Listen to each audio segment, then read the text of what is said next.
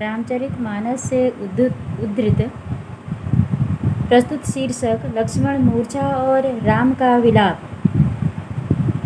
यहाँ आगे की चौपाइयाँ इस प्रकार हैं। सुतवित नारी भवन परिवारा, होई जाय जग बारही बारा।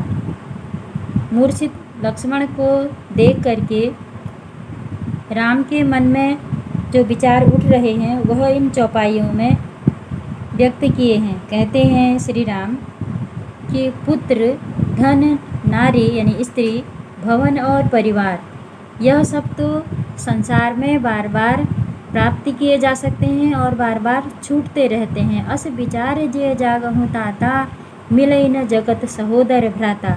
इसका अर्थ हम इस पंक्ति से लेंगे। परंतु संसार में सहोदर भाई बार बार नहीं मिलता। मेरे द्वारा कही गई इस बात को विचार कर, हे भाई तुम अब तो जागो। जथा पंख बिनु खग अति दीना, मणि बिनु फनि कर वर कर हीना। अस मम जीवन बंधु बिनु तो, जो जड़ देव जीवावै मोही।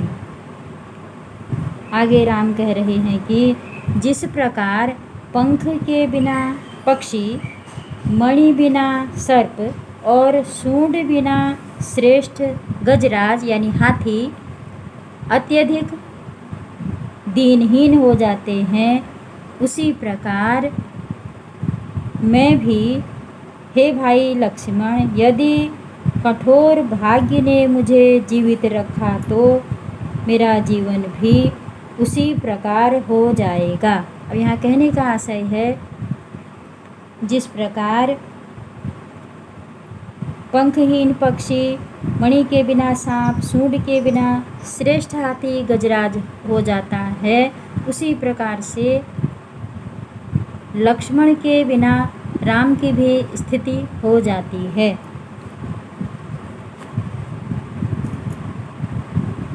जय हऊ अवध कवन मोहलाई, नारी हेतु प्रिय भाई गंवाई। बरु अपजस सहतेऊ जगमाही, नारी हानि विशेष सती नाई। राम विलाप करते हुए आगे कहते हैं कि तुम्हारे बिना मैं कौन सा मुँह लेकर के या किस मुँह से अयोध्या जाऊंगा। अवध मने अयोध्या, कवन मने कौन, मुँह मुँह, जय हो मने जाऊंगा। नारी हेतु प्रिय भाई गंवाई, क्योंकि मैंने तो नारी अर्थात स्त्री, यहाँ सीता के लिए आया है, के खातिर या कारण अपने भाई को गंवाया है। ऐसा सोच करके भगवान श्री राम बहुत दुखी होते हैं। अब अपलोक शोक सुत तोरा, सहे निठुर कठोर उर मोरा। मैं इस अपयश को सहना अच्छा मानता हूँ। कौन सा अपयश है? कि राम में वीरता का अभाव है, यानी राम कमज़ोर है। वह अपनी पत्नी को तो खो बैठा, किंतु भाई को नहीं खोना चाहता था, क्योंकि भाई की हानि स्त्री की हानि यानी पत्नी की हानि की अपेक्षा विशेष प्रकार की हानि है। यहाँ स्त्री यानी नारी यहाँ सीता के लिए आया है। सीता अगर नहीं भी रहती तो वह कोई विशेष हानि नहीं कही जाती, और लक्ष्मण अगर जीवित न बचते वह बहुत विशेष हानि कही जाती। ऐसा गोस्वामी तुलसीदास जी ने इन चौपाइयों में बताना चाहा है। निज जननी के एक कुमारा, तात तास तुम प्राण अधारा। इससे पहले वाली पंक्ति में कहा है कवि ने, अब लोक शोक सुत तोरा, सहे निठुर कठोर उर मोरा। यहाँ कह रहे हैं लक्ष्मण के होश में न आने पर भगवान श्री राम विलाप करते हुए कह रहे हैं। ऐसा कवि ने कहा है कि अब तो हे पुत्र, तात मैंने यहाँ पर पुत्र लक्ष्मण के लिए कह दिया है, मेरा निष्ठुर और कठोर हृदय पत्नी के खोने का अपयश और तुम्हारा शोक दोनों ही सहन करेगा, क्योंकि तुम तो अपनी माँ के एक ही पुत्र हो, यानी अपनी माँ के प्राणों का एक ही आधार हो। तुम अपनी माँ के एक पुत्र हो और उनके प्राणों का आधार मात्र एक तुम ही हो।